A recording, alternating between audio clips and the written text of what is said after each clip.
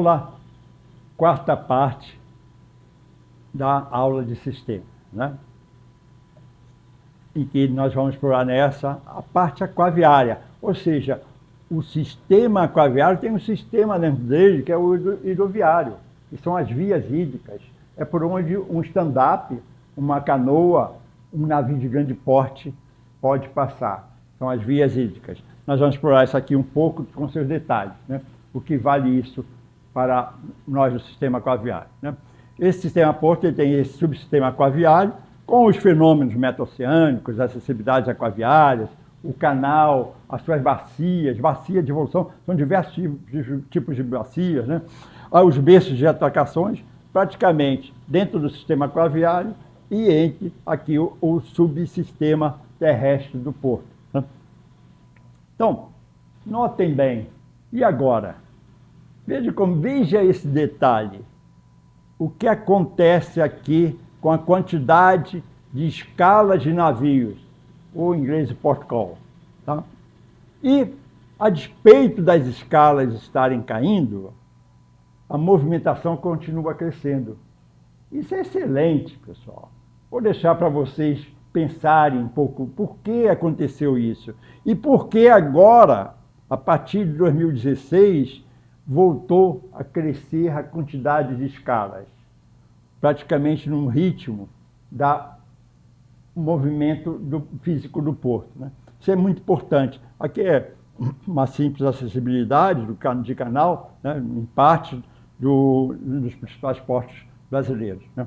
Mas pense bem, por que aqui caiu, né? E por que ele voltou a crescer e a despeito da movimentação física continuar crescendo, né?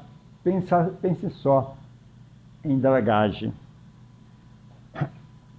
Outro detalhe do sistema aquaviário, do hidroviário dentro do sistema aquaviário, são esses canais, né? O canal de navegação, as larguras entre embarcações para ter mão dupla ou não ter, né? As bacias de evolução que interferem em tudo isso, inclusive confunde com o próprio canal, né? Os berços de atracação, que às vezes também a bacia precisa desses berços, né?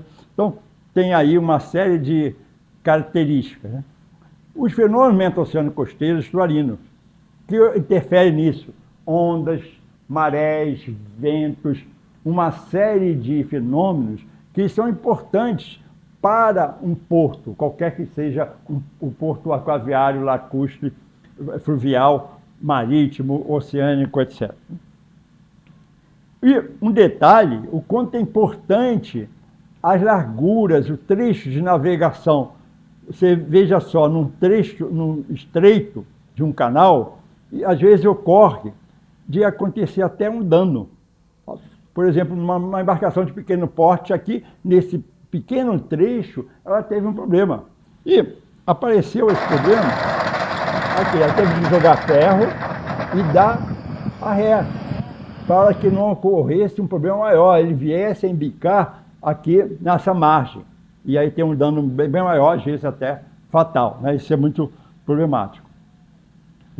Nesses trechos mais estreitos, é que ocorrem essas grandes avarias. Por isso que a PIANC, aquela norma internacional, é que rege a BNT, às vezes até mais rígido até que a PIANC, né? Exige uma certa tomada de regras mais fortes com a navegação, né? Aqui, para que não ocorra esse tipo de prejuízo, esse caso aqui, o prejuízo é muito significativo para a população. O que isso aumentou de custo para a sociedade, né? Fechar um canal, né? Isso é muito perigoso. Para isso também, nós somos ajudados pelas cartas náuticas. O que vem ser essas cartas náuticas, né? Esse levantamento, que no caso aqui no Brasil, é a Marinha que faz, de todo o sistema aquaviário, seja ele oceânico, estuarino, baías, etc. E que dá aqui uma série de outras informações e determinações.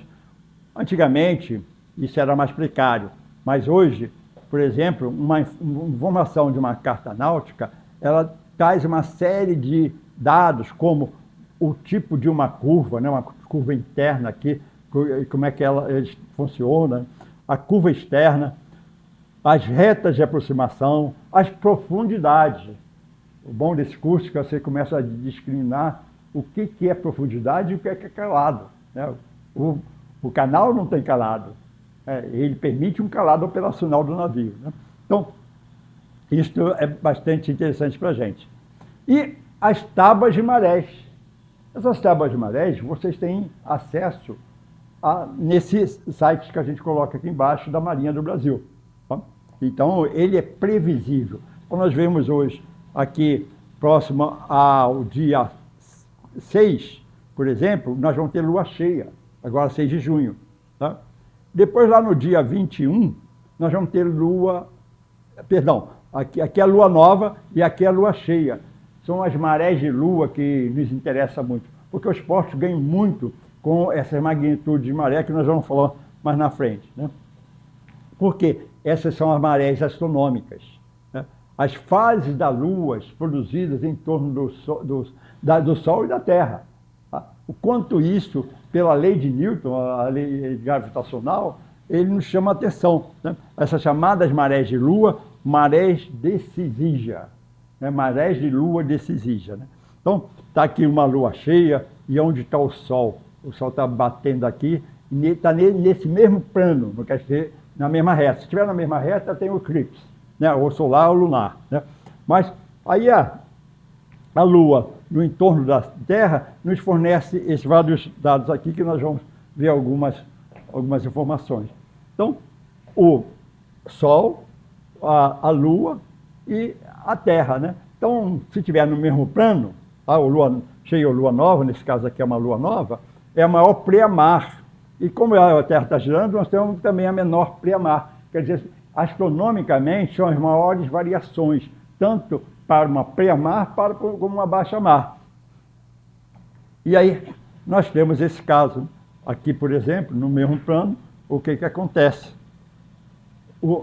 A Lua em quadratura, né, essas marés de águas mortas, também a Lua está ou crescente, né, nesse caso aqui é crescente, tá?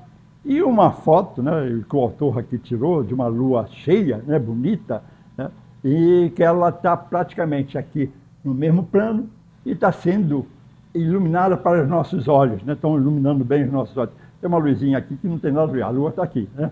Então, nessa época de lua em cisígia, Sol e Lua em oposição, se houver coincidência do plano trisástico, como a gente falou, é eclipse, tá? Então, isso produz aquele fenômeno das marés de maior magnitude, porque aí os navios de maior calado operacional podem entrar, porque tem portos que chegam a ter 7 metros, né? Na nossa costa, praticamente, nós temos no Maranhão marés de até 7 metros, né? Mas, em geral, a marés é 1,40 m, 1,60 m, né? Então, está aqui a Lua em quadratura, a maré de águas mortas, outro exemplo, né, para vocês saberem. Então, essa aula, praticamente, a gente explorou essa parte aquaviária, em que ele é um sistema maior do que o próprio sistema hidroviário, que são as vias hídricas. Vamos para a próxima aula, até a parte 5.